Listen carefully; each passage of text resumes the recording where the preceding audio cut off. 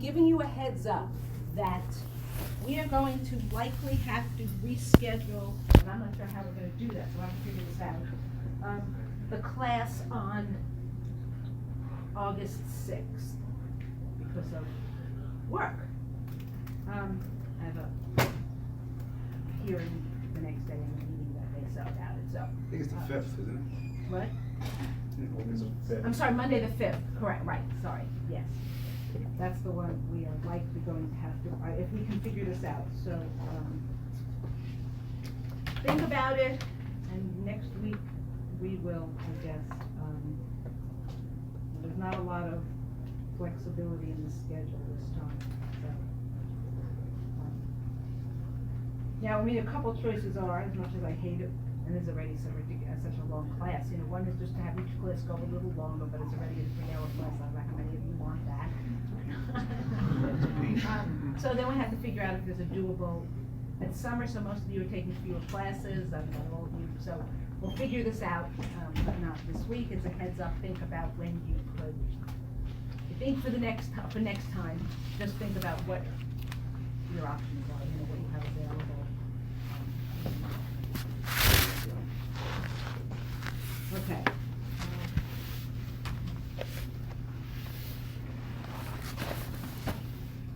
Okay, so you're all anxious about the exam, which I have not written yet. So you know, I know as much about it as I knew last week when I gave you some, you know, basic points from me. So I don't really know anything about it. I haven't written it, as I said. I will send you sometime before the weekend, and when I say before the weekend, that could be Friday. I will send you sometime before the weekend a kind of almost a topic list. I can't say it'll be exhaustive, but at least it'll make you kind of think, oh yeah, or, you know, kind of thing. At least it'll be a topic list and it'll give you an outline. We will, you all, again, with respect to cases, a couple people have asked me this, you don't have to know the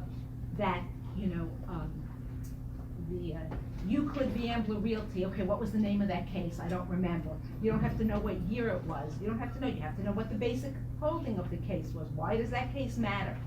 That's what you have to know about it, right? I don't know that there'll be a question on it, but that's as much as you have to know about a case. What is the principle? So if I said, did the Supreme Court, was Euclidean zoning ever declared constitutional? You would know the answer to that, right? That's what the kind of stuff, the kind of extent of what you have to know. The answer would be yes.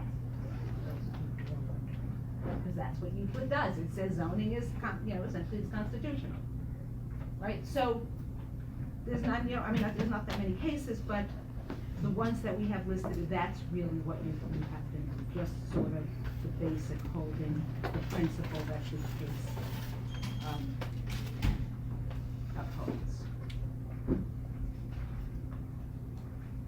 And different semesters left. So there's only 2 cases, it looks like, so then you have, right, because there'll be more cases this half of the semester, but that's not, okay, so you don't have a lot of cases, then it's only 2 cases, so not an issue. So what was the second case? Spur.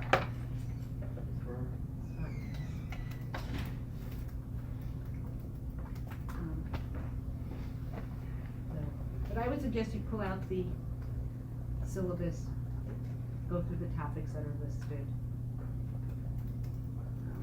The only thing, we may not get to planning today, in which case, it won't be on the exam, notwithstanding it says we're gonna do it today, we may not get to. Okay.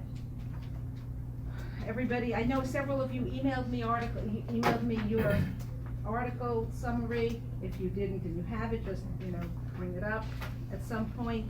I hope that you all somehow or another remember that you need to, several of you don't look like you have a case. I don't mean a case, you have, okay, you have I see you put the site, you put a link to it, okay. So you can certainly find it. Okay, so last week we started talking about the 3 ways, I said, there are 3 ways that if you want to do something on your property that the zoning doesn't allow, I said there were 3 ways you can do it. We talked about one way, which was variances. What are the other 2 ways? Change of use and Well, with zoning, change of use, what does that mean? rezone the property. Rezone the property, that is And one. then zone text change. And zoning text change, yes, that's it. There are no other ways that you can, if something is not permitted, if you wanna do something that's not permitted, there is no other way to do that. Those are big, topics, but there isn't any other way, right? Because a special permit is a permitted use, so if it's a permitted use, then you're doing something that's permitted on the property. So you can't say, oh, I'm gonna apply for a special permit, because you're applying for a special permit, you're applying for a use that is permitted, right? This is how can you do something on your property, build bigger or do whatever, and is allowed by the zoning. If the special permit allows you to get a bonus, or the special permit allows you to build a taller building, or to do something, all of that is permitted because it's in the special permit. It's not something that is not permitted. Okay, so we talked all about variances last week. Just a couple of quick reminders on it. Right there, you can get a use variance, you can get a bulk variances. Not every state you can get a bulk variance, not every state can you get a use variance. Some states, in order to get a use variance, and New York City as well, and other places, you have to make the findings related to uniqueness of the property, no reasonable, some hardship caused by the zoning, no reasonable return, not self-created. There was some standard based on hardship, or unable to get a reasonable return, and no reasonable return. Sometimes bulk variances are the same, and sometimes bulk variances are more that of a balancing test. Balancing what the applicant needs compared to the impact on the neighbors. Yeah, Is non-discretionary the same as of right? Are they both in the same? yes, in fact, Both the something same. is non-discretionary, it's as of right, right? And we'll talk about as of right, discretionary, non-discretionary, and that more today. And the same thing with, obviously, a special use is like a variance, right? It's kind of the same, isn't it close? Okay, I just explained why they're not the same. Why are they not the same? Well, okay, because special use is actually a use that's allowed for the code, but a variance is not. Right, That's that's the big difference. right. And now, I get them confused. the applicant, don't get them confused. Yeah, I know. The process for getting them is similar in the sense that, you have a hearing, you have to present evidence, conditions can be imposed, but they are, by definition, very different. Okay, so let's talk about rezoning.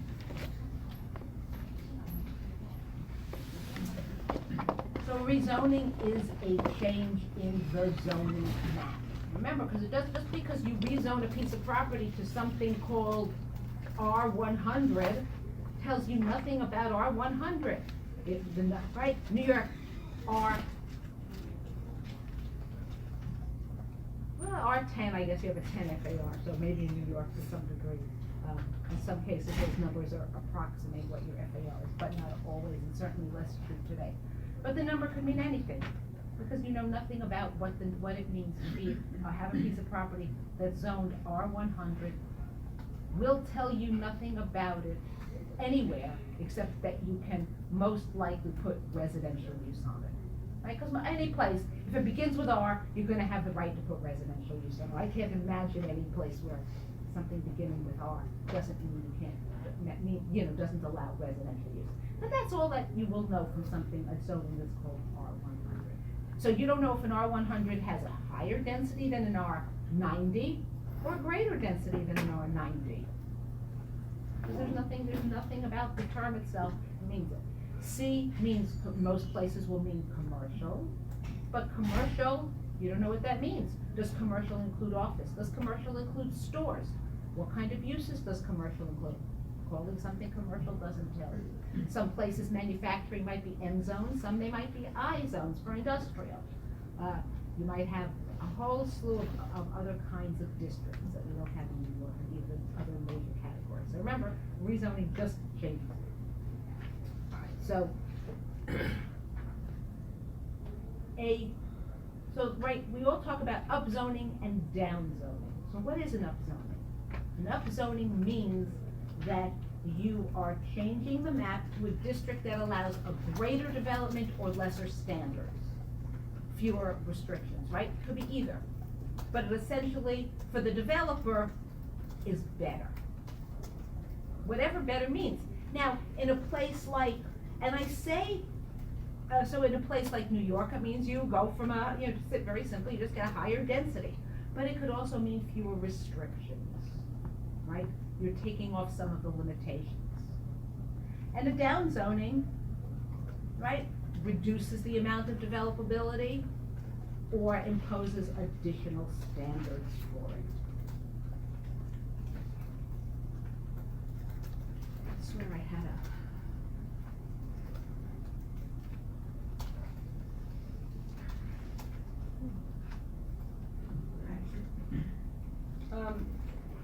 so, how do you get, or how do you rezone a property?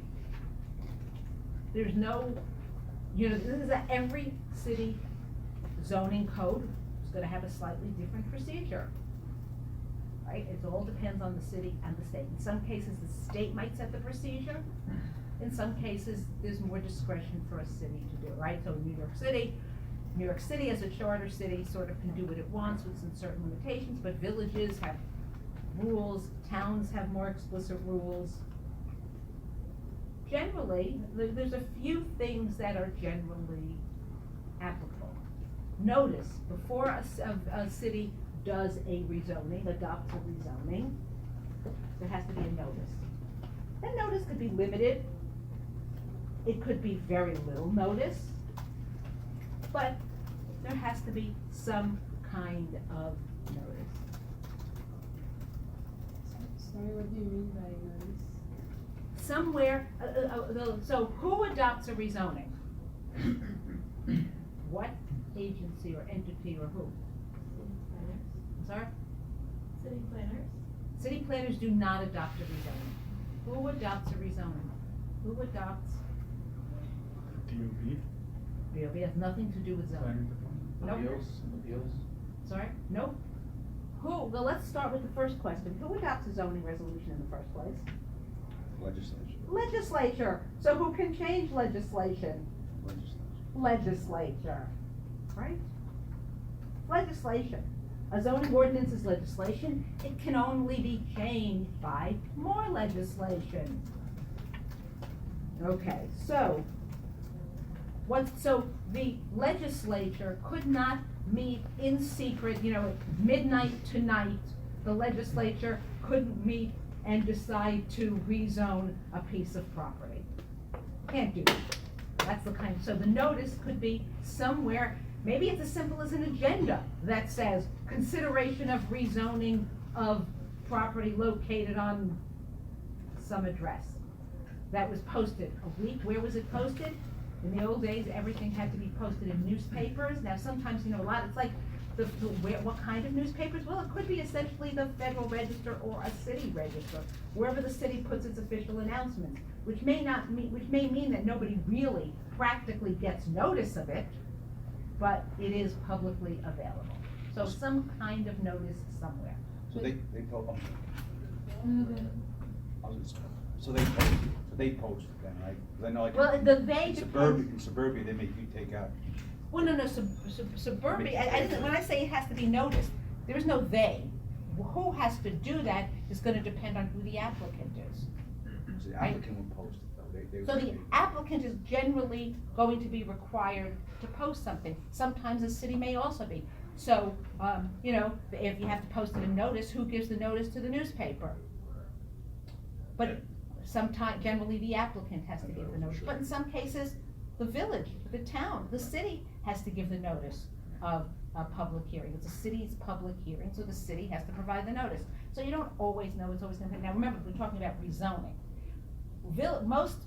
If you're an applicant for a variance, or you're an applicant for a special permit, or you're an applicant for a planning board action, or a site plan review or anything, then the applicant is always the one charged with some responsibility for posting. But when it's a legislative action, generally the legislative body, the city itself, has some obligations to post. Now, this is not, I don't mean notice, if there's notice required to neighbors, that's always gonna be on the applicant. The notice that a city has to do is like publishing it like the federal government. Before the federal government, when it has a hearing, it publishes all these things in the Federal Register. Nobody reads it, but it's there.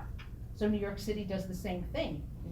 Now it's all online, and there may be a formal public hearing notice that has to be sent to a local newspaper by the legislative body 1 week before, whatever. So it could be as little as that. But this is not individual notice. This kind of notice, I mean, is more of a general notice, not specific.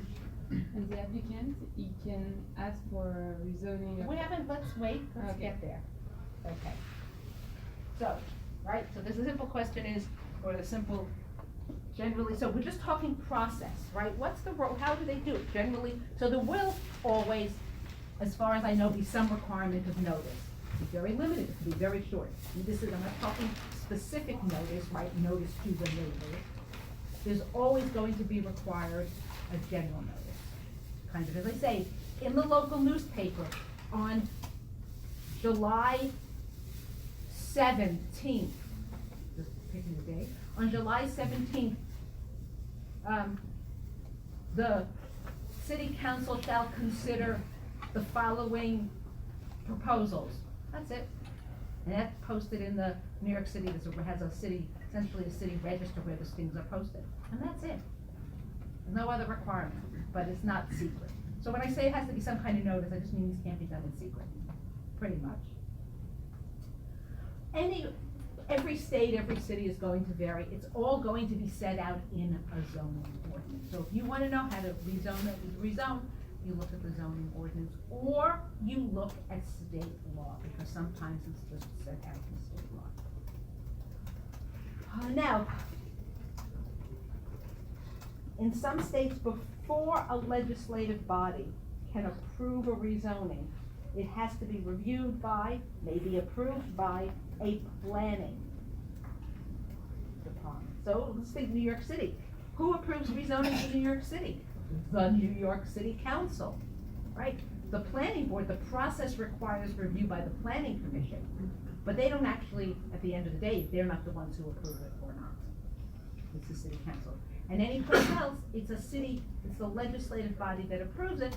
There may be required review, there may be required approval by a planning board or planning body. But it isn't,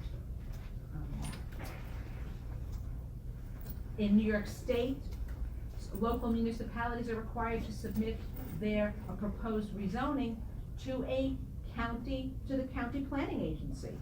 Now, they don't have to, and then the county planning agency will make recommendations about it. The legislative body doesn't have to, so the village of Scarsdale, if it wants to adopt a rezoning, would have to send the proposal to be considered by the Westchester County Planning Board. Now, planning agency, actually, that's an agency, there's no board, just the agency. And the agency will make a recommendation. The village of Scarsdale doesn't have to follow that recommendation, but it's there. Okay. What is the committees or the review committees, what are they typically made up of? We'll get there, when we talk about them, we're going right now, okay, so let me give you a couple of sort of an outline of what we're doing today. We're gonna talk about rezonings, we're gonna talk about text changes, then we're gonna talk about the difference between, a couple of things sort of together, differences between discretionary and non-discretionary, general procedural requirements, the different agencies or entities, governmental bodies that are involved in the rezoning process. Okay, so we're gonna talk about all of that today. So some of your questions we'll get into further a little later, like your question, I'll get into a little bit more. But yeah, somebody else had a question. Thought someone else did, okay. Now, if you think about the planning, if you recall, when we talked about the Standard Zoning Enabling Act, there was language in the Standard Zoning Enabling Act about how the zoning had to be consistent with a comprehensive plan, right? And there's dispute as to what exactly that means, whether there has to be a separate plan, right, a separate comprehensive plan, or whether the zoning ordinance itself can be, since it's a citywide zoning ordinance, can be considered a, the comprehensive plan, and therefore you don't need anything else, right? I hope this sounds familiar, but we're going to talk about it. Now, you have a rezoning. Suppose you're rezoning, a 4-block area. And a city is rezoning it from residential to commercial, all right? Well, when the zoning was adopted, creating it as residential, if you think about when the zoning ordinance was first adopted and made it residential, and you think about the fact that the zoning ordinance as a whole is the comprehensive plan, now when you're changing those 4 blocks to commercial, is it still in accordance with the comprehensive plan that was the zoning for the entire city? And there's no answer to that question. But in some states, they have taken that seriously, to heart that question. So, for example, in Maryland and New Mexico, you cannot rezone, right? There is no basis for a rezoning unless you're doing a much bigger rezoning, unless the city determines that there was a there was a mistake in the original zoning. We meant to zone this commercial, or when we zoned this property residential originally, we thought that the big highway was going to go in a different direction. We thought that the expansion of the interstate was going to go north and was not going to affect us, but in fact, the expansion of the interstate went right abutted these properties, and therefore it's not appropriate for residential use. That would have been a mistake. They made a mistake in zoning it. But they couldn't just decide in those states, a limited number of states, they couldn't just say, oh, we decided to change our mind, we want this to be commercial. The other thing is that there was a change in the surrounding neighborhood. For whatever reason, there's been a change in the surrounding neighborhood. And that concept is called the change or mistake rule, right? And it just is the idea that in a few states, a city can't really go around rezoning the way it does in New York City. What's that called? Change or mistake rule.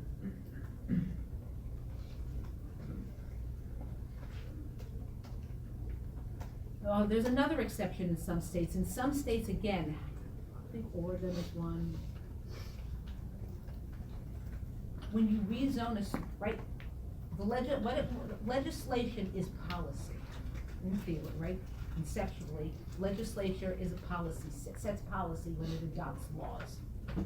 If you rezone a small parcel of land, like 1 block, you're not really setting policy. When it's a site-specific rezoning, you're not really setting policy. So in some states, as I say, Oregon is one, and a couple of other states, you can't rezone the way you normally do legislation. And what do I mean by that? Legislation, if you're trying to, any legislation, any type of legislation, whether it's adopting a zoning ordinance, it's adopting license fees, it's saying that, adopting immigration laws, all of that is policy. All of that is the creation of policy, and a government it's generally presumed to be valid. Very hard to overturn a legislative decision. But in some states with respect to rezoning, as I said, the courts have said, well, when you're doing a site-specific rezoning, you're not creating general policy. Instead, you're creating really a site-specific action, and so it's not policy, and therefore you have to have findings of fact, just as you would for a variance. So going back to something, legislation is generally policy. It's considered policy. When you adopt a rezoning, you're setting policy.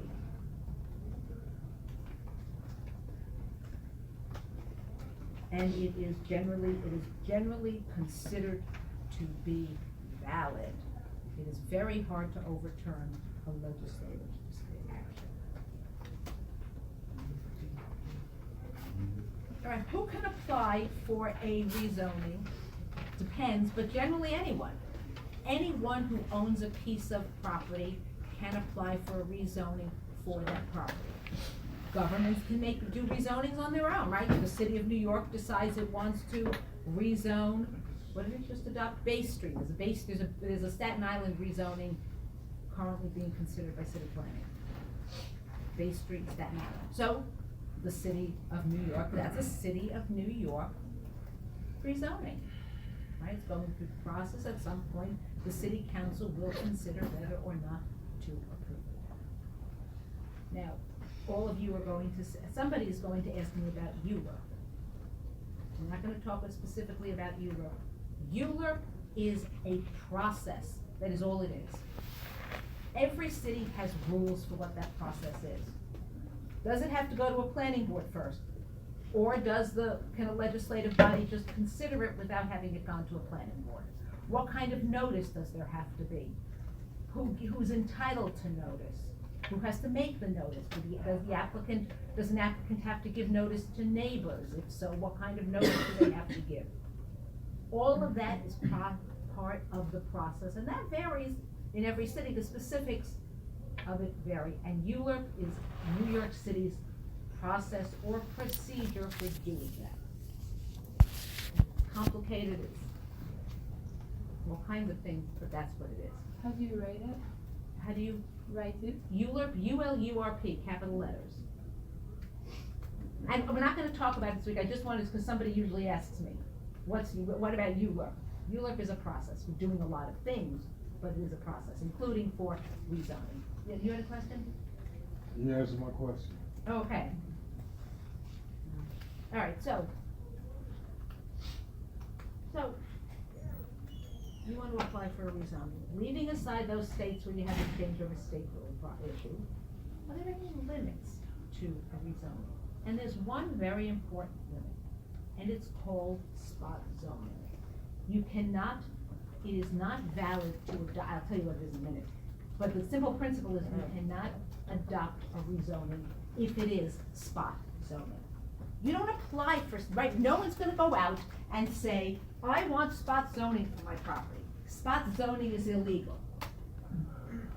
Right, so spot zoning is what a city would say, we can't approve that rezoning because it's spot zoning. Spot zoning is something a court would say, that zoning wasn't valid because it was spot zoning. Okay, so I wanna get that clear because people always, and I say this because it comes up sometimes on the exam, they say, oh, what do? Oh, you apply for a spot zoning. No, you don't apply for a spot zoning, it's illegal, don't ever apply for it. Okay, so what do I mean by spot zoning? Spot zoning is the treatment of one piece of land differently from the surrounding land. Generally giving favorable or beneficial treatment to one parcel of land and not giving it to other parcels of land.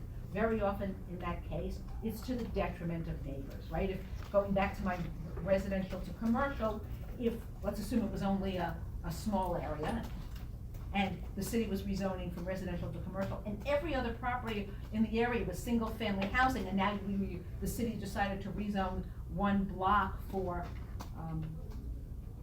high-density, maybe big-box stores, maybe it would be detrimental to the other properties, maybe because it would presumably reduce their property value with all the traffic. That could be considered spot zoning, right? And again, spot zoning is inconsistent with the basic principle that zoning is supposed to be consistent with a comprehensive plan. Now, yeah, The term detriment, is that? an undefined term. Is it specific to the community saying it's detriment? Oh, yeah, it would be. So what's detriment, and it's, again, detriment isn't something like, oh, this is a detriment, it's conceptual. So when I'm using it in a much more conceptual way, right? Right, so let's take that example. I'm zoning one site, one lot, somebody applied to rezone one lot in the middle of this residential, single-family neighborhood to big box stores to build a giant Walmart, okay? Well, let's go something even more, a giant Home Depot, right? A giant Home Depot there. Okay, well, the neighbors don't want it, and the city approves it, right? The cities do all the right, the city approves it. The neighbors might challenge that rezoning, claiming it was spot zoning. And their argument would be, you know, it's inconsistent, it's a small area, and we're all gonna be harmed by this rezoning. I mean, that's how the thing comes up, that's how it comes up. Conversely, how about if those same neighbors or that developer was doing a community center, something that would benefit the neighbor? Then nobody's gonna challenge it. Look, something to remember, certainly in the zoning area, cities do both intentionally and unintentionally things that are not perfectly, and there's no other word to use for this except kosher, that are not perfectly kosher, right? I hope everybody knows what that means, okay?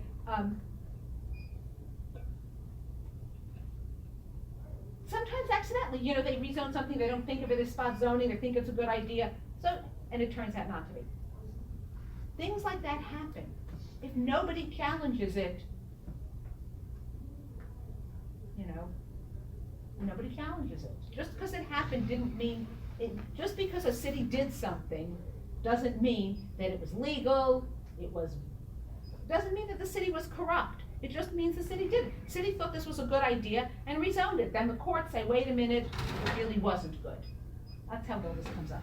Is there a statute of limitations in terms of the challenge? Yeah, every state will have Different. a statute of limitations, which means if you're gonna challenge a rezoning, you have to bring it within a certain period. New York State, we have what they're called, a challenge to those actions are, if it's an agency action, it's in Article 78. If it's a legislative action, which is what you're talking about here, you kind of have, there's a little more complicated to the process, but there's always a statute of limitations. Two things, in a lot of cases, you have to, there is always a statute of limitations. Yeah, I mean, to that point, like, I always wonder, like, how the New York City, like, regulatory agencies live with themselves. It's like, you look at the, like, zoning map of New York, it's like this, like, crazy quilted mattress that makes 0 sense. I can answer that question And it's too. like, how can this not be spot zoning? It's like insane. Because nobody challenges it. Right. I mean, really. So just because it's been done, and you know, doesn't mean it's perfectly okay. All right, but I just want to show you an example of a New York City. This was in a case, somebody applied to New York City for the following. So this was on the Upper West Side. So, let me do this right. And this is Broadway. But all the way uptown in 120, so at 130th Street, okay?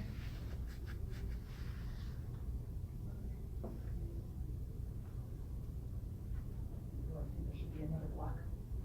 I'm not sure, there might have to be another block, I can't remember. Okay. And this was all zoned M. This was zoned R, and everything else was zoned M, okay? So all of this is zoned M. A property owner owned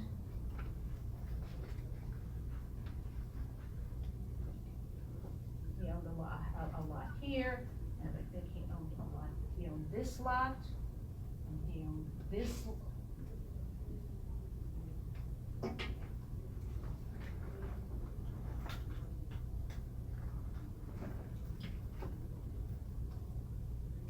owned this, and he owned this, and I think he owned this, and he owned at least part of this.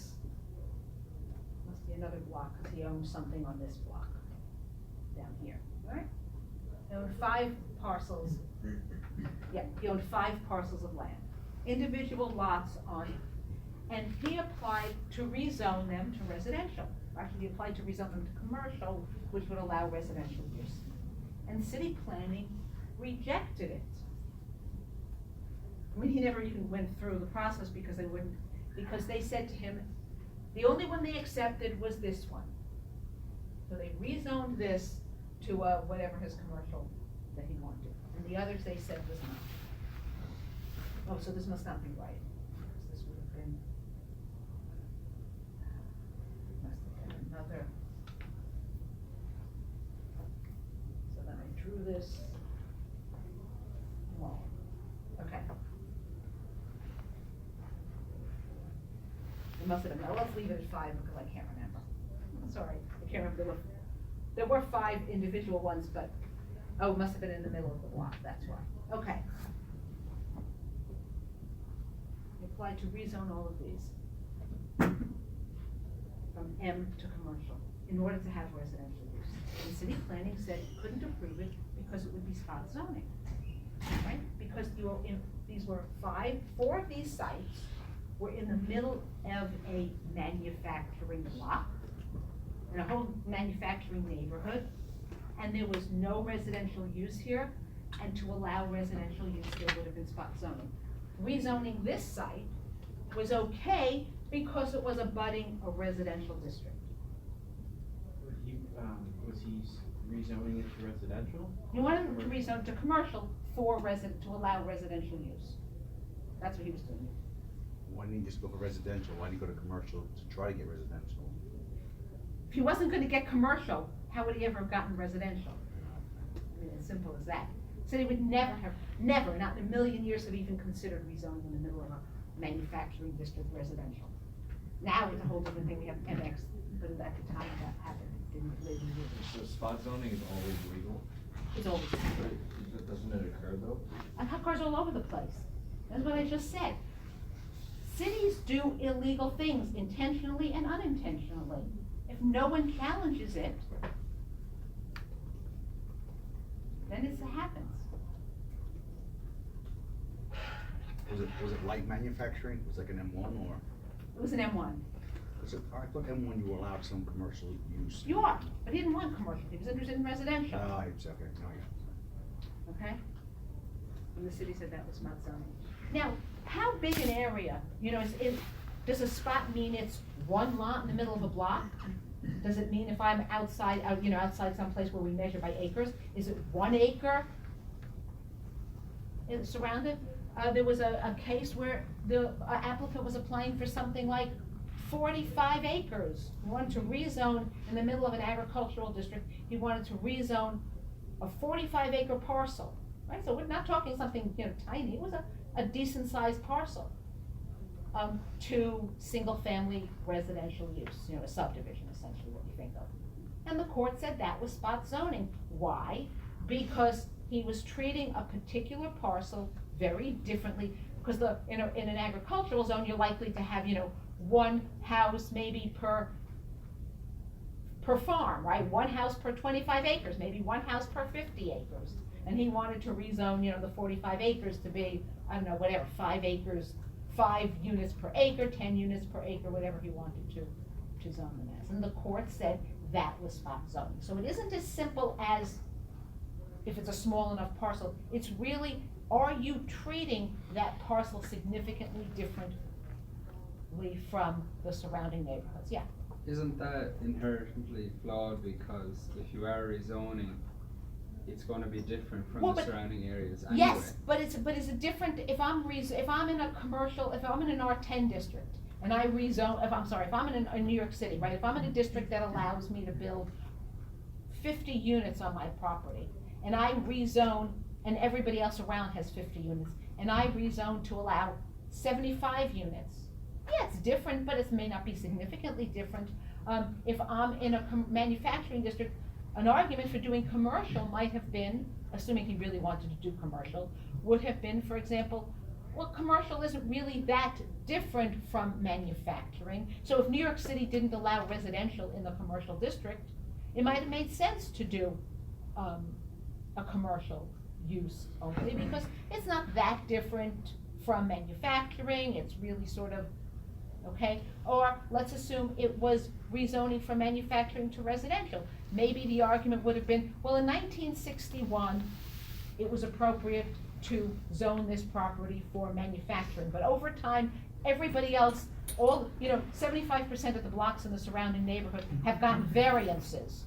So it's all residential anyway, sort of de facto residential, so we should rezone it. So there could be lots of things, or a city is considering, we really want to, we're looking more, we're trying to eliminate manufacturing from our city, the city says, so we're gonna start rezoning different parcels as the applicant comes to us, as applicants come to us. So there could be valid, so yes, rezoning implies that it's different, but it's how different and what's the rationale for it.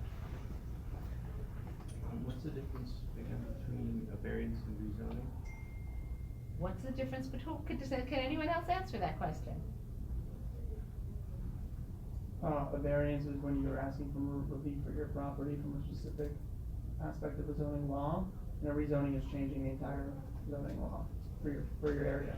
Or your property, Or your property, or your property, yeah. The main difference is, after you get so rezoning is, in most cases, a rezoning is a legislative action, okay?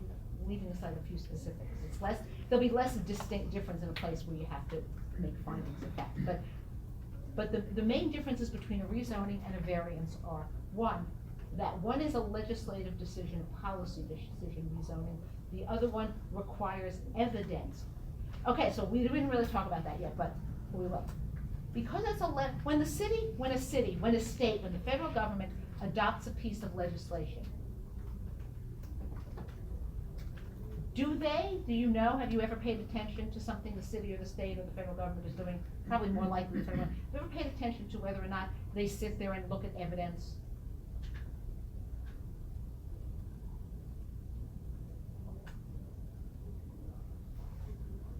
The answer is no. There's no requirement that they look at evidence. City says, gee, I think it would be a great idea to rezone this to residential use because we're gonna make twice as much money in property taxes. Okay. That's okay. It's a valid, it's good enough reason. There has to be a reason for doing it, but there doesn't have to be evidence. Do they really know it's gonna increase property taxes? No. You can't make a land use decision based on economics from an agency perspective, but as a policy matter, sure you can. City can rezone because, so it's a more policy.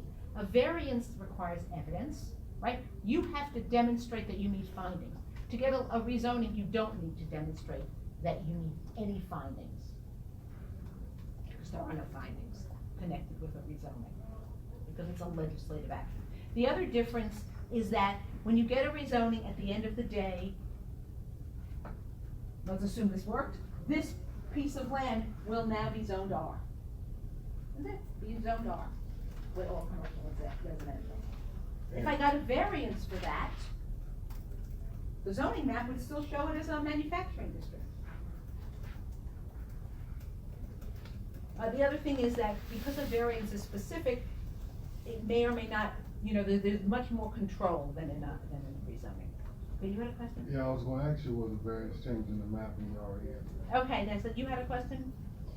Yeah, for variance, you can ask for a change of use. You can get a use variance. Yeah, of course, so. So you're getting a change of use for your property, if you make the findings that are required.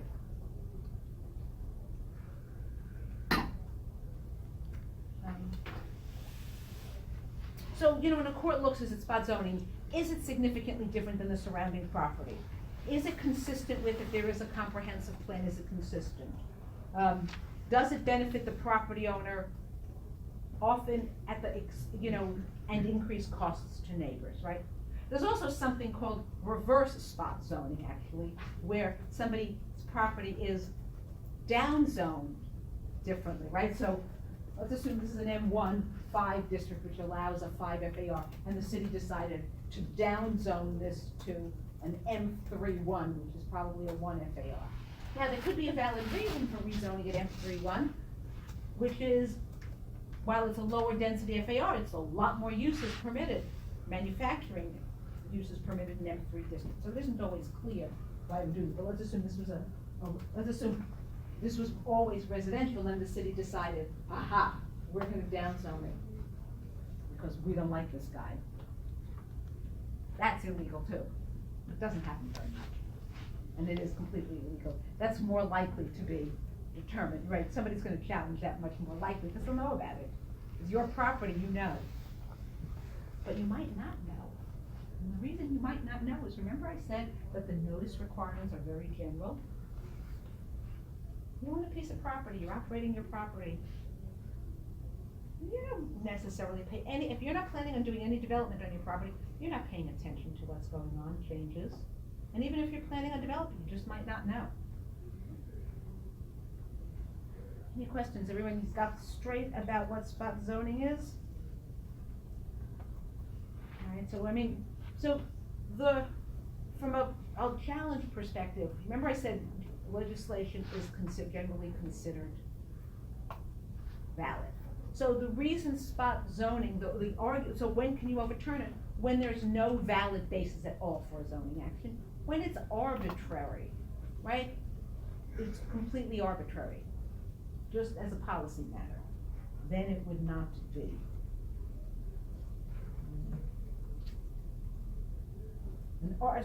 Here's a definition from a court: an unreasonable and arbitrary classification and zoning of a small parcel of land with no reasonable justification for the differential zoning. Right? If the city could say, well, this is the reason we treated this differently, it may not be spot zoning.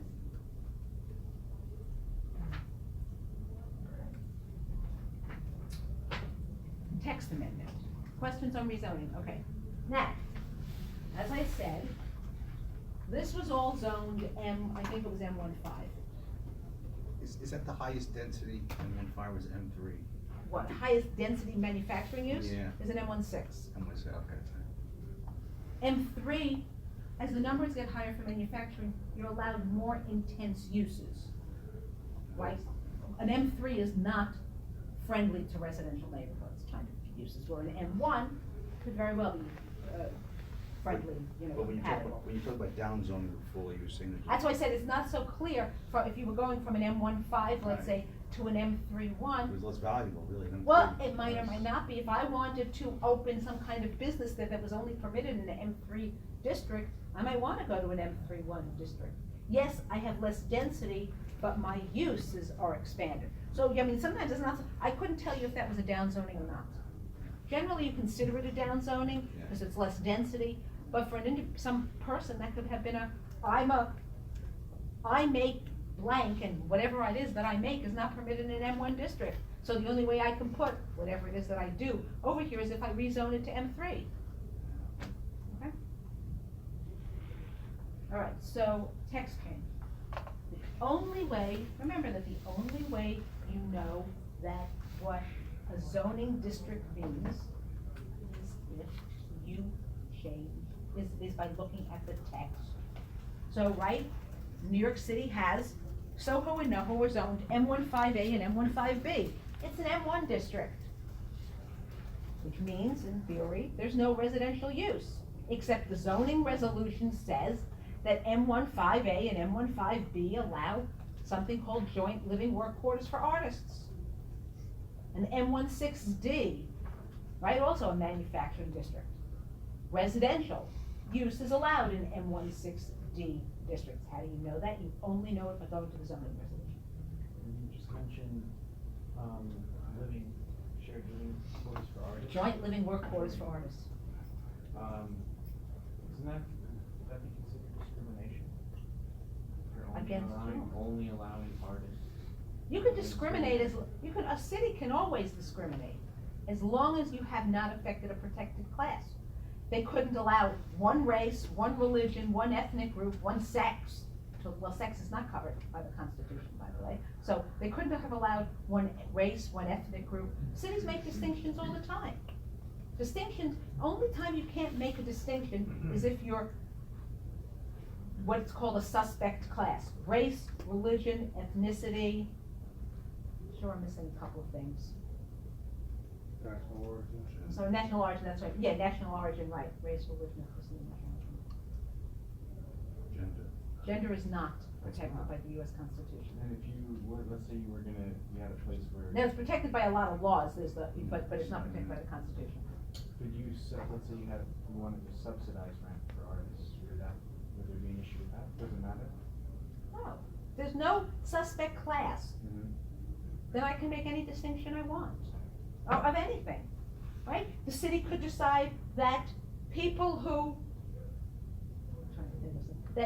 people who wore blue shirts had to pay twice as much tax as people who wear red shirts.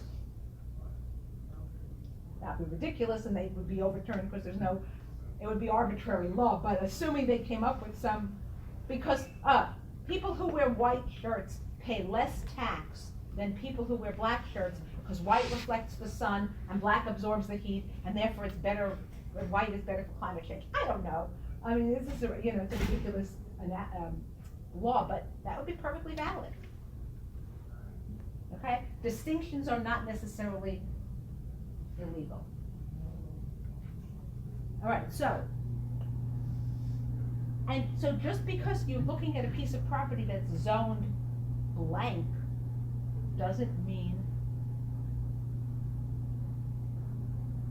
that, this is zoned R something, that means I can do residential use. As I said, in residential districts, it's about 99%, I don't know of any place where it's called R and you can't do residential. Let's make it a commercial district, a C whatever, a C1 district, whatever that means in this particular city. You have no idea what that lets you do. You have to look at the text. And sometimes the text, certainly in New York City, the zoning resolution is nuts. So, several years ago, 10 years, more than 10 years ago at this point, maybe 12 years ago, when the city created the first M16D zoning district, it was rezoning 2 blocks between 7th and 8th Avenue, between 28th and 30th Street. From an M16, it was an M16 district, and it was going to allow residential use by rezoning it to something called M1, by creating a new district in the zoning resolution, the text, and calling it M16D and allowing in certain circumstances M16D districts to have residential use. So, there were 2 actions that were happening, right? There was a rezoning it from M16 to M16D, and there was a text change to create this new M16D zoning district. But now, normally, M16 districts allow for, so the M16 districts have a 10 FAR, but allow an increase to 12 FAR by putting, among other things, plazas. Right, so you can increase, normally in an M16 district, you can increase the plaza. In the original draft of the proposed text that the city was considering, on those 2 blocks of 7th Avenue, which were M16, the city was going to take away the plaza bonus. The odds that anyone who owned a piece of property there would have noticed, they weren't rezoning it to M16D. There was just going to be a provision in the zoning resolution that said, in M16 districts on the west side of 7th Avenue between 28th and 30th Streets, no plaza bonus shall be permitted. Texts, can you say, all kinds of things. The city decided not to go forward with this, but they could have. All right, text changes are, right, the legislation itself is legislation, a zoning ordinance is legislation, therefore just like a rezoning is a legislative action, changing the text is a legislative action. There are no limits in the way that spot zoning limits, right, how, rezonings. But it does have to have, you do have to have some rationale for it, it can't be completely arbitrary, just like anything else. Does the rezoning and the text changes have to go hand in hand, or can you do one or the other? Yeah, no, they don't have to do hand in hand, lots of times. No void, everyone know about the mechanical void text? Yeah, Okay, that's just a text change. that's it, okay. They just change the rules, how do you define the space within which you can put mechanical equipment? I mean, they're not really mechanical voids, because they're not voids, they have mechanical equipment in there. Although I guess the space above the mechanical equipment is a void, but that was purely a text change.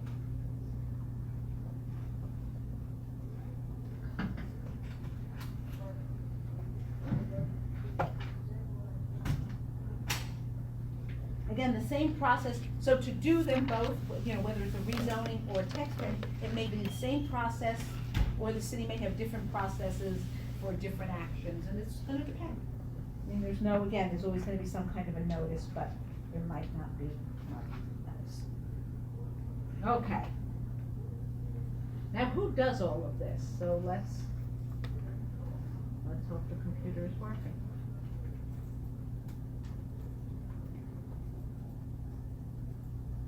If not,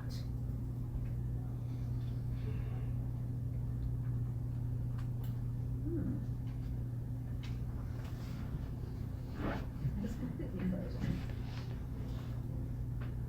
Okay, let's see. Let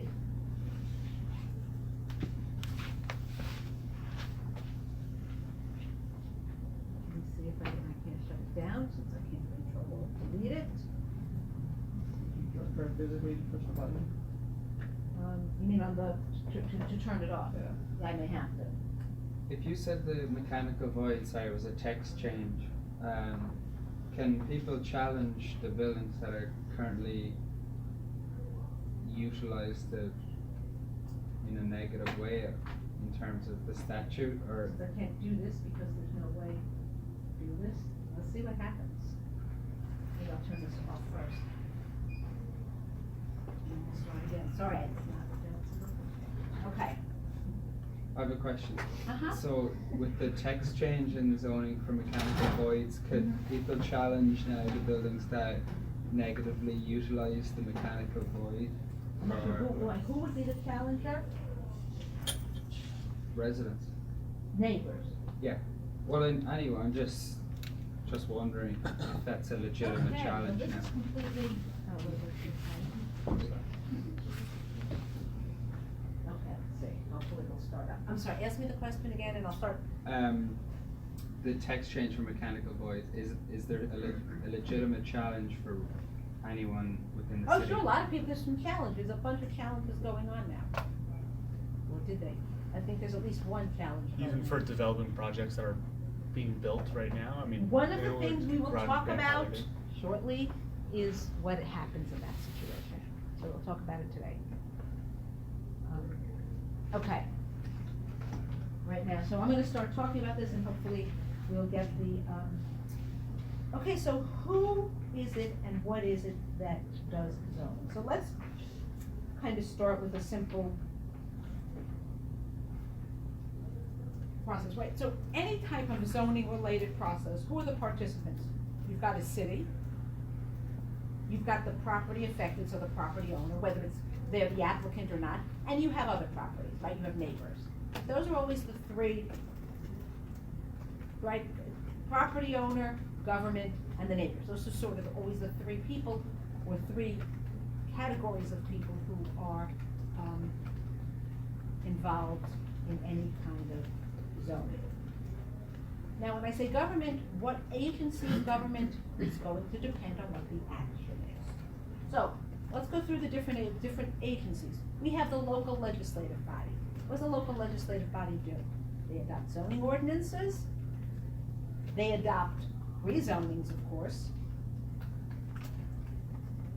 And they may, depending on the city,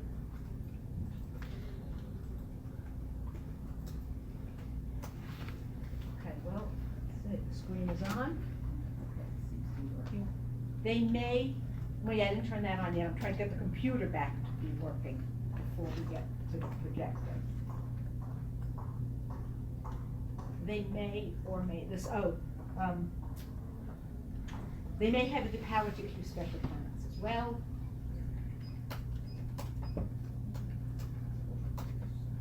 And may not, that's gonna depend. So that's what the legislative body do. Okay, what are the other rooms? We have a planning board or a planning commission. Every, Sorry, what's the difference between the two? The legislative body, what's it called? legislative body, city council, board of trustees, board of commissioners, county commissioners, something like that. City council being obviously the most, probably the most prevalent.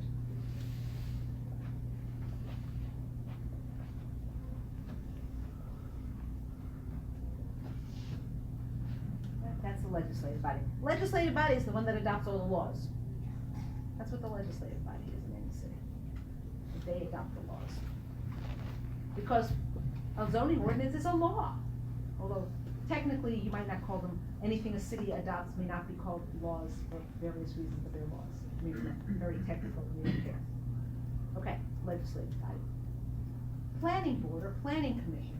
What does the planning board or planning commission do?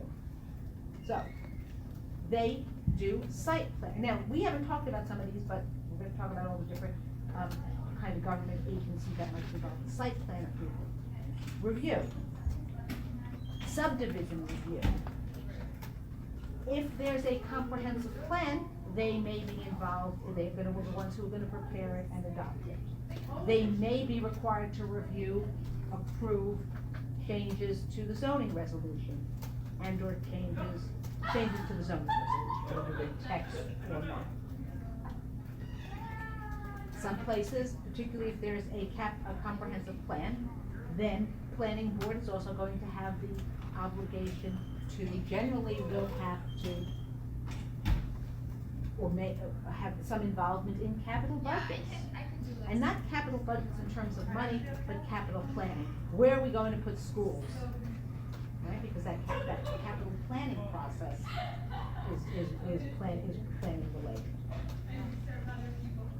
They may have power to issue special permits. Depends.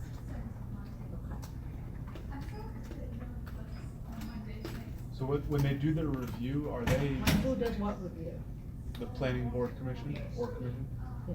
When they do their review, right, because they review the zoning. They may, some They places may. they do, and some places they don't. So, are they approving it, or are they reviewing it and giving their 2 cents? Or do they have the ability to reject a plan? Yes, there's a yes and no to that. Because it's not up to them to issue the legislation. They can't adopt the legislation. They can't, right, it's illegal, it's legislation, they can't actually adopt it. So if it's a so with respect to a rezoning or text change, they can't adopt it. Whether or not they have to approve it is gonna depend on the city. Some places, it only goes, some places it doesn't have to go to the planning board, right? If I'm an individual applicant, I may not have to take it for review by the planning board. Some places the planning board has to approve it, and in some places they just have to be given the opportunity to comment. Right. Right? But because it's legislation, because it's law, they can't. Seems more often than not, they're giving their feedback. Yes. So, right, in New York City, for legislation, right, so for zoning amendments and text changes,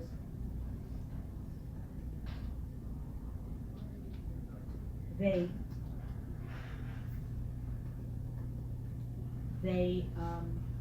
have to review it, but even if they approve, whether they approve it or reject it, they're not the final determinant. Right. Because this planning board kind of seems like less important in a way, like, if they're needed to pass a zoning change or resolution, and they have more power, but if they just need to comment, like, are they full-time employees of the city, or are they just? Okay. They're probably volunteers, right? The answer is, hold on a minute. Right. Because I'll get to, I just wanna go through, I'm gonna go through all the different agencies or entities, and then I'll go through how they get to be where they are, right, who they made up of. Okay? Computer is now.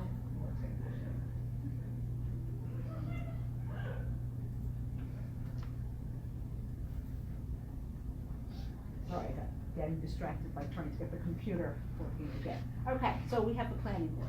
We have the Board of Zoning Appeals, Zoning Board of Appeals, New York City Board of Standards and Appeals. So, at a minimum, they have the power to issue variances. Always the one that issue variances. They may have the power to issue special permits. You know, it could be that the planning board has the power to issue certain special permits, and the zoning board has the power to issue other special permits. Now, in some places, special permits may also have to be approved a few places may also be subject to review by the legislative body. But when the if a legislative body reviews a special permit, the legislative body is reviewing it not as a policy action, but only subject to the standards. So, let's assume in this city, you can get a special permit to put a drive-through for a restaurant. And it sets out 5 standards, whatever they are. And those, they're approved by the planning board in this city. So planning board has the power to approve it, and the legislative body has the power to override, right? Review and approve it. When the legislative, so the planning board has approved a special permit for a drive-through on the property at 1 Main Street. When the city council, when it goes before the city council can't say, we don't think McDonald's, we'll assume it was a McDonald's, we think McDonald's are bad for your health, and therefore we're going to reject it. That wasn't the finding. There were no findings relating to that. The city council could say, well, we looked at the evidence, and we don't think the evidence supports the approval because the planning board didn't consider blank. Legally, that's all the legislative body can do in that situation. It cannot, because it's not a legislative action, it is a special permit, subject to limits. Okay. So I've got my.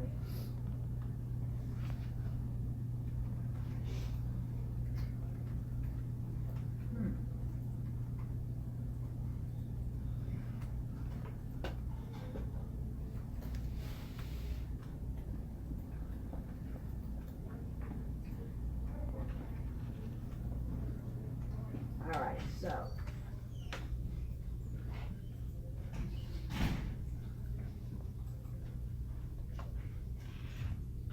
Here it is, not really the most.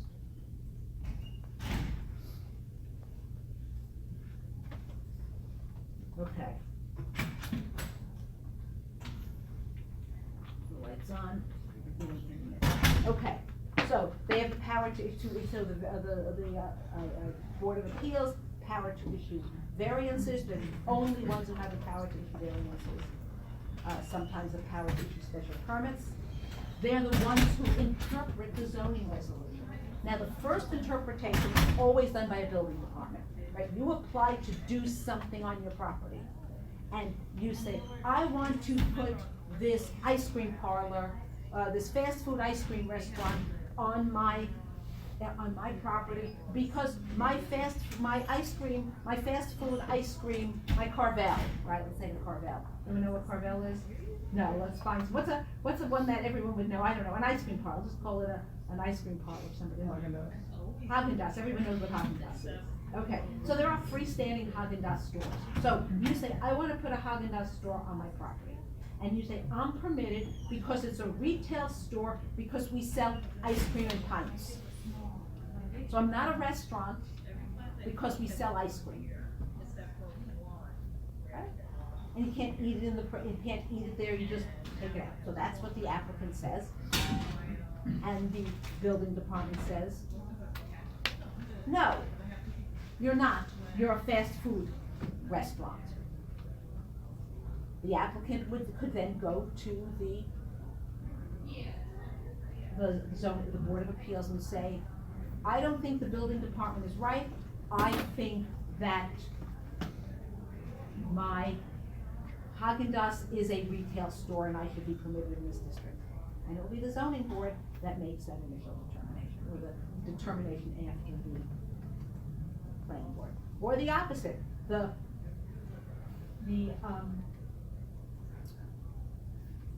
building department said to the applicant, yes, you're right, you're a retail store, so you can open here. And then the neighbors say, wait a minute, it's not a retail store. And they would also take their appeal to the Board of Appeals. right? So the building department makes that first determination, because of course they're the ones who you apply to. But in general, you consider that it's the Board of Appeals that has the power to make it, to interpret the zoning resolution. Okay, so we talked about this, all right, these are the, planning board, here we're up to the Board of Appeals. Are those posted in Yeah, under, hopefully it's posted, it should be posted, I'm looking at zoning, I don't see it it. wouldn't be under zoning, I don't think. I don't remember how I Anybody posted see it. it? It's zoning bodies and educative, that's legislative. 4 points. It's a file. Called notes on legislative bodies and legislative. Then you click and you have to vote on it. It's one of the two. Okay, It's outlines and 4 points, and that's some legislative bodies. When you say building department, is that the same as? No, no. Building department is building department. Every city has a building department. Whether you have 2,000 people in your city or 20 million, you have a building department. The building department is the one that issues permits to build. So I don't have building department here, but let's go, building department. Department of Buildings, Buildings Department. The Buildings Department is the agency that issues permits that allow you to build. Everywhere, there isn't a single place where you, in the US, I know it's not true everywhere, where you can build without getting a building permit. So, you may file an application with the Buildings Department, I wanna build X, and you demonstrate to the Department of Buildings that you meet all of the, whatever the there's always a building code, not always. Most places have building codes, I don't know of any place that doesn't, I would say there's always. Now, it could be a local building code, it could be a state building code. Right, New York City has its own building code, outside of New York City, cities don't have their own building code, the state has its own code. To comply with the state building code, so I go to the, I'm in New Rochelle, and I wanna build, right, lots of people are building in New Rochelle, and there was lots of development going on. They wanna build, they go to the building department, they say, here's my plan, this property, I wanna build a 15-story building on this property. Here are my plans, here's how I meet all the code, and the building department says from a zoning perspective, as it's reviewing, it will review it to determine that it's consistent with zoning, just like it reviews it to determine that it's consistent with building plans. So it reviews it, it says you are, and they give them a permit, and their neighbor wants to challenge the issuance of that permit, the neighbor challenges it to the Board of Appeals. Generally, some places you have to go to the Board of Appeals, some places you can go straight to court. Okay, so, or the building inspector says, no, you're not permitted to put 15 stories here, you didn't design your building appropriately, there's something else that isn't consistent with the zoning ordinance. Therefore, I'm going to reject your application, and then you have to appeal to the Board of Appeals. And that's the process, that's how it works. Special permits, you don't have to go to the building. In some places, towns, you do actually have to go, since special permits may be issued by the Board of Appeals, some places seem to think because it's called Board of Appeals, you can't bring an action unless you've been denied it because you have to take an appeal. So in some communities, some cities, you may have to actually go to the the building department first to get it turned down. I wanna put my fast food restaurant, I know I need a special permit, I can't just go, I may not be able to just go to the Board of Appeals to get my special permit, I may have to go to the planning board, have them say, no, you need a special permit, and then I go to the Board of Appeals.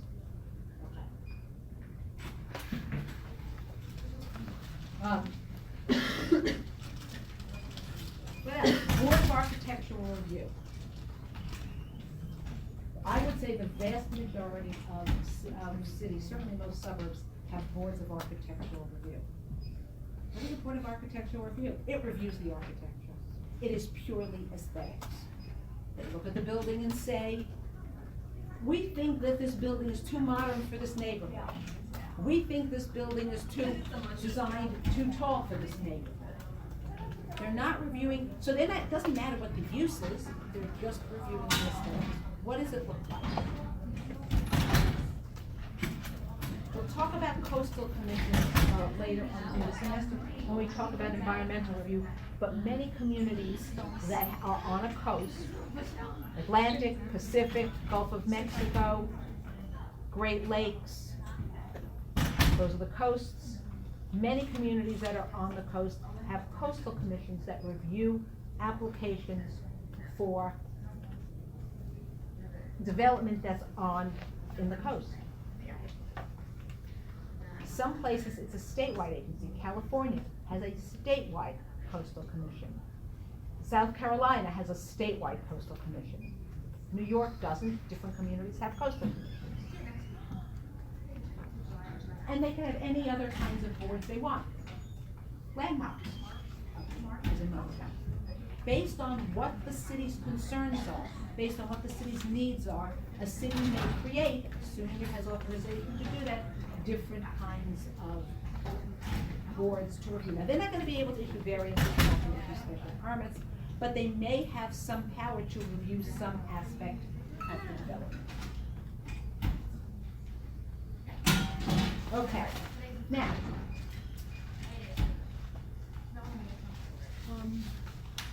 I talked about, So, just a question, I don't understand, in the whole process, where is the Board of Architectural Review? the board of what? Architectural Review, Well, it's additional, so, it's additional. oh, right, Sorry. no, it's okay, I just was worried the computer was crashing again, so freezing again, okay.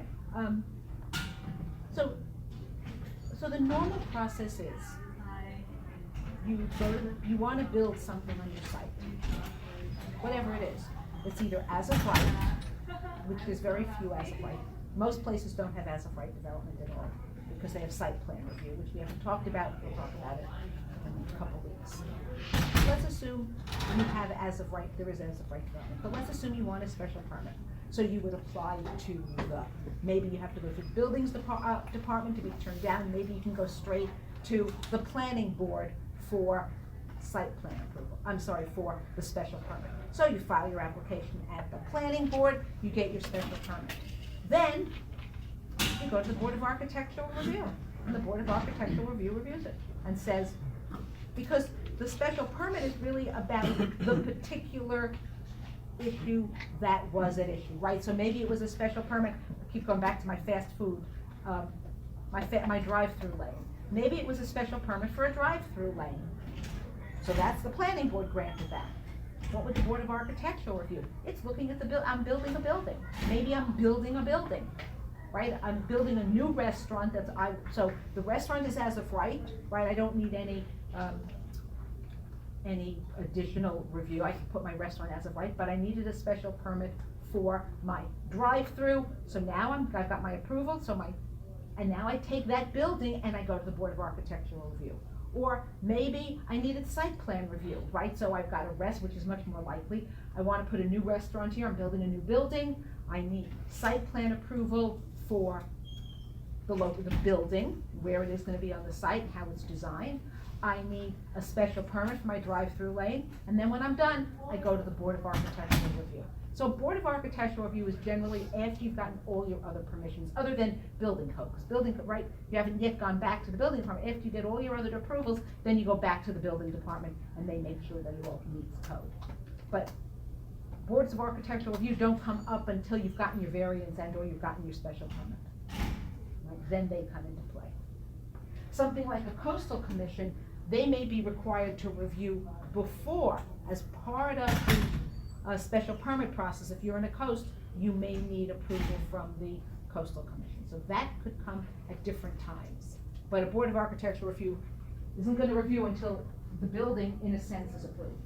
The fact that you can have something there for that use. Okay.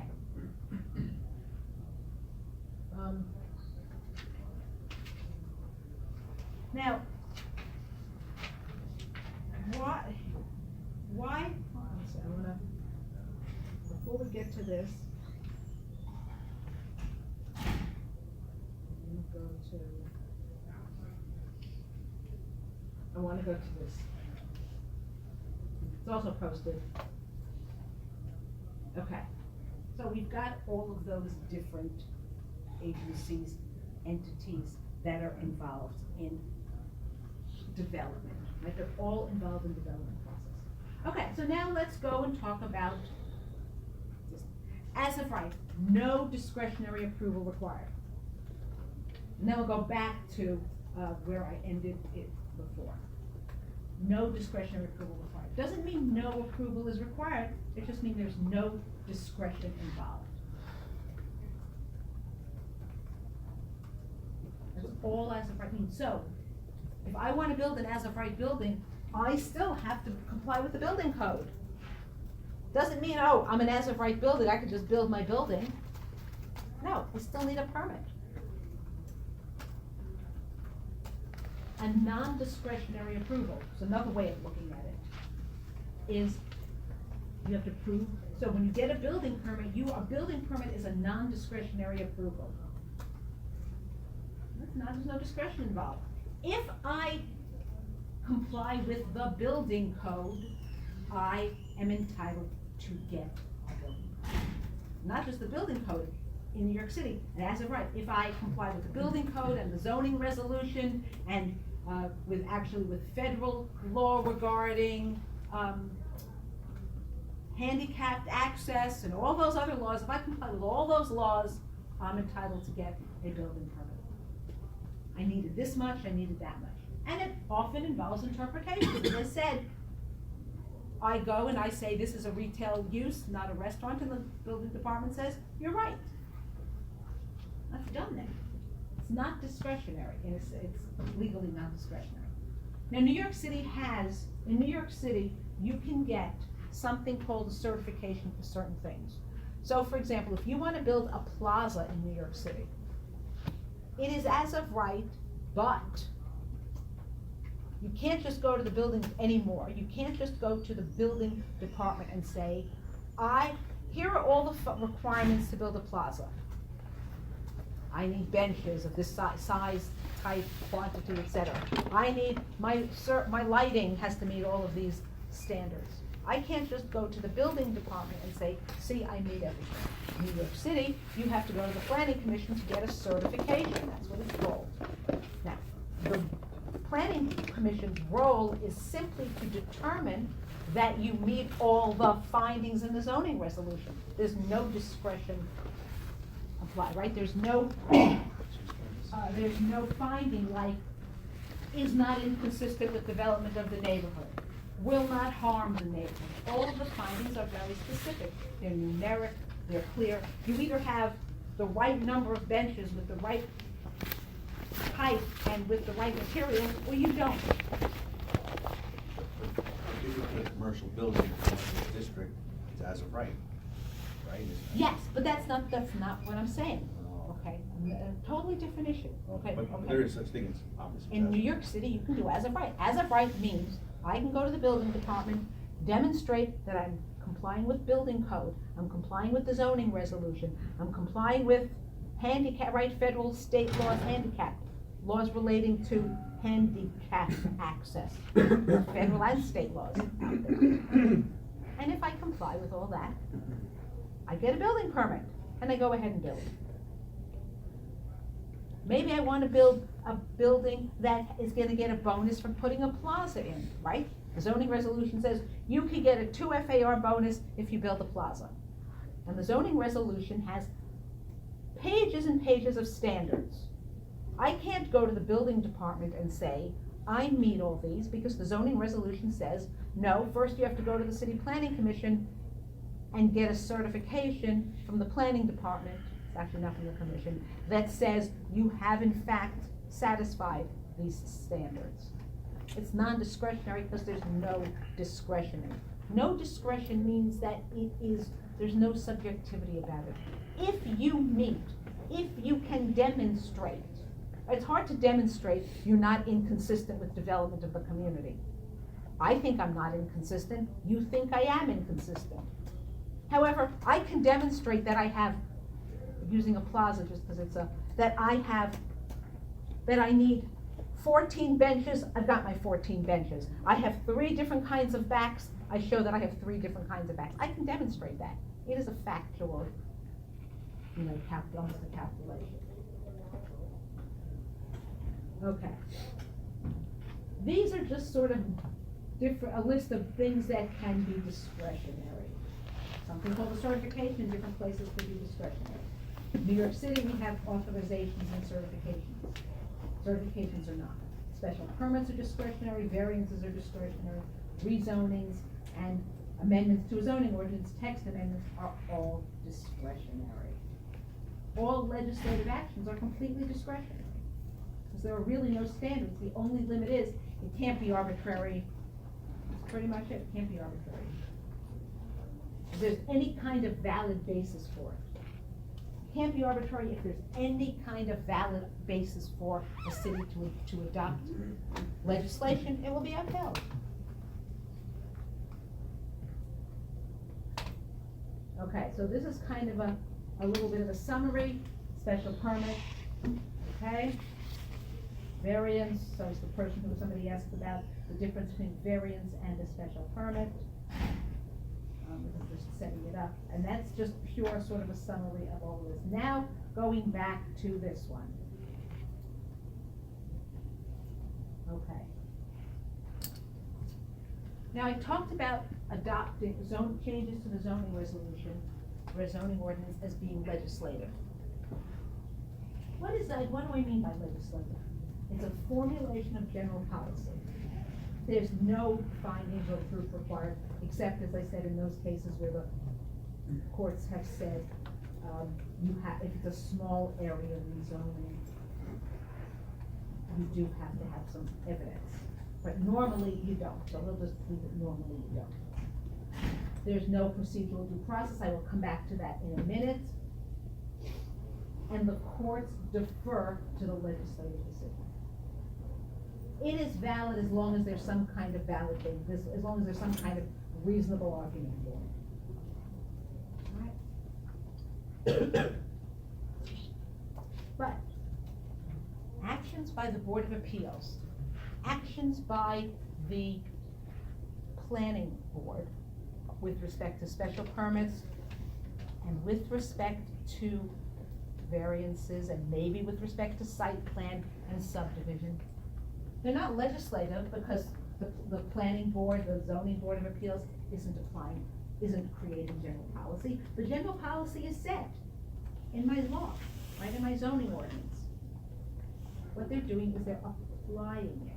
So they're taking the rule, the general rule, the policy as written out in your zoning ordinance, and they're applying it to a specific set of facts, a specific piece of property. This is sort of a general rule, it's sort of a general statement of what it is, but obviously some of that doesn't apply to zoning type development, right? But it's the application, right? Legislation is formulation of general policy. What a planning board does and what a zoning board of appeals does is with respect to variances, special permits, maybe site plan review and some of the other things, is they're engaging in what is called adjudicative, they're adjudicating, or quasi-judicial, like a court. Right? If you sue somebody and you go to court, the court can't say, I think you're nice, I'm gonna make you the winner. Courts can't do that. A legislative body, in a sense, can say, I think this is a nice application, this would be a nice building, and will be good for the city as a whole. Right? That's legislative, it's general policy.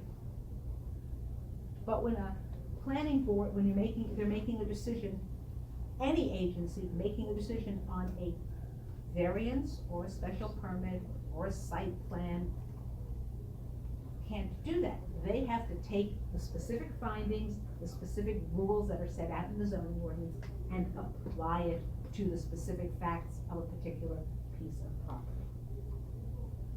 If I want to rezone my property, I have to convince the city that it is a good thing. Whatever that means, it's a good thing. Maybe because it increased property taxes. Maybe just because it's a nice building and will help the city as a whole, it's just a nice, good, right, like the wheel that went bankrupt. Everybody know there was a proposal to build this giant Ferris wheel on Staten Island. The developer, went bankrupt, but that was the proposal. And,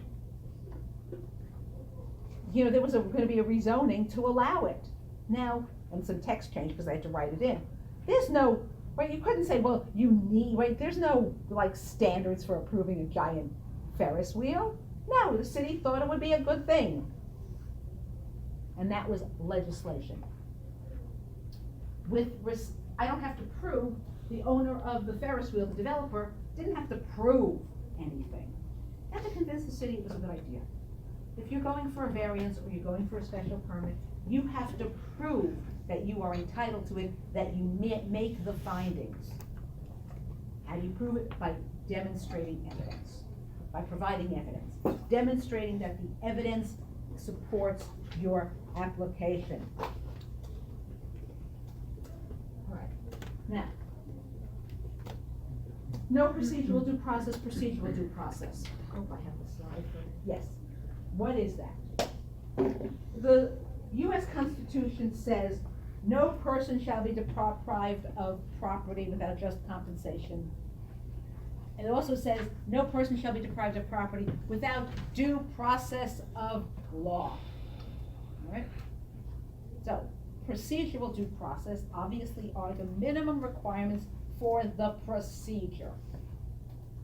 Legislative actions, there's no procedural requirements. Cities can kind of do it wherever they want. There's no constitutional base need to have a public hearing. So if a city wanted to look, the federal government adopts laws all the time. Congress doesn't have public hearings on every action. It just decides it's a good law and it adopts it. So there's no constitutional requirement of due process, of procedural due process, when a city is engaging in legislative action. Now, most states have some requirements for public hearings, but it's not a constitutional. However, with respect to a variance and a special permit, and when you're going for a quasi-judicial action, there are. What are those? So the minimum requirements are that you are entitled to, that you, the applicant, is entitled to notice and the opportunity to be heard. So what does that mean? I want a variance for, well, let's go back to my special permit for my fast food, my drive-through lane. So I file an application with the planning board or the ZBA for a special permit for my drive-through lane.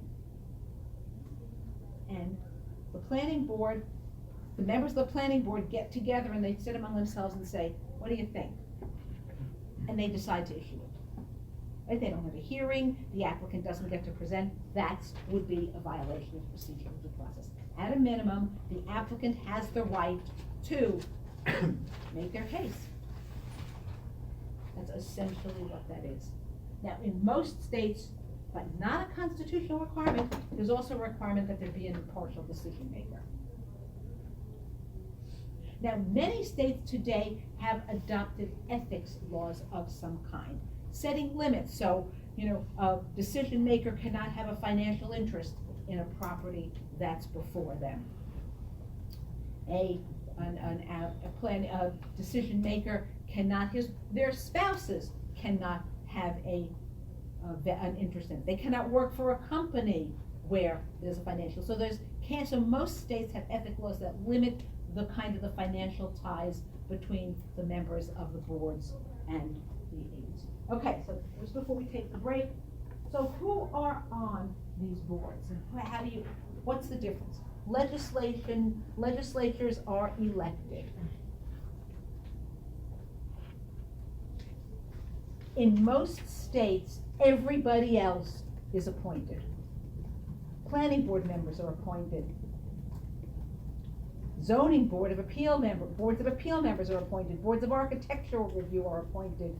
In most places, they are appointed. They might be appointed by a mayor, but not every city really has a mayor. They might be appointed by the legislative body. So who appoints them is going to vary, but they're always going to be appointed. Now, somebody asked about any full-time jobs or part-time jobs. Depending on the size of the city. So New York City, the Board of Appeals, the BSA, is a full-time job. The Planning Commission is not a full-time job. It's a part-time job, but they get paid. In most communities, other big cities have, it often they will get. And in most cities, if you're a big city, then you're also gonna have a planning department, right? A big city has a planning department. There's an agency, a planning department, a planning agency. So the legislature gets elected, obviously, but the planning board and BSA are appointed. Right, okay, By the mayor or by the city council? It's gonna depend on the way you are. And sometimes it's the mayor with the consent of the legislative body, but it depends. But they're appointed, okay. In most places, there are some places that have now started to elect. The theory of the appointment is you're not trying to pick political players. Because they're making, for the most part, quasi-judicial, adjudicative decisions, right? It's the whole issue, should the court be political? No, a court should not be political.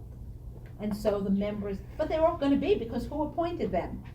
Well, this year we have a Democratic mayor and a Democratic city council, so we're gonna appoint, the people we're appointing are people we think are good. Next year it's a Republican, so who are they gonna appoint? The person they think is good. Now, members will have overlapping terms, so you don't have all of the members being appointed in 1 year of any body. But, people, so members of these entities will have, can range from 3 to 11 members, depending on where you are, Planning board's usually bigger than Board of Appeals, but it depend, so, so the numbers depend, it's always an odd number so you can get a vote. And you never have an even number, because then they're tied. How long are those appointments? Depends, a couple of years, a few years. In Mamaroneck, the Board of Appeals are I think everybody's 5 years. You can be renewed once. In some places you can't be renewed, there are term limits. Some places there are no term limits. You can be on your planning board or your Board of Appeals for the rest of your life. You may have to be reappointed every X years, but you can continually be reappointed. So it all just depends on the city.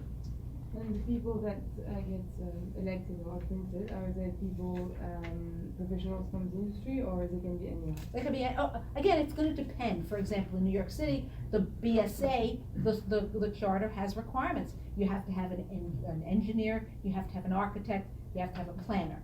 In many places, you don't have any of these. There aren't any standards, so again, it's gonna depend. But again, the goal is to make it non-political, that you want people, in theory, you'd want experts, people who have some knowledge, so that they can make it, but a board of architectural review, on the one hand, you might want architects, but on the other hand, they're deciding what looks good in the community. Do you need special skills to decide if it's good in the community? Yes, you and I will disagree, but you and I will disagree even if we're both architects. That doesn't tell you you're not gonna disagree. Okay, any questions about any of sort of what we've talked about for the last hour and a half? All right, well, let's take a break, and if you think of a question, because now we're moving on to a slightly different topic. Oh, I forgot one thing, which I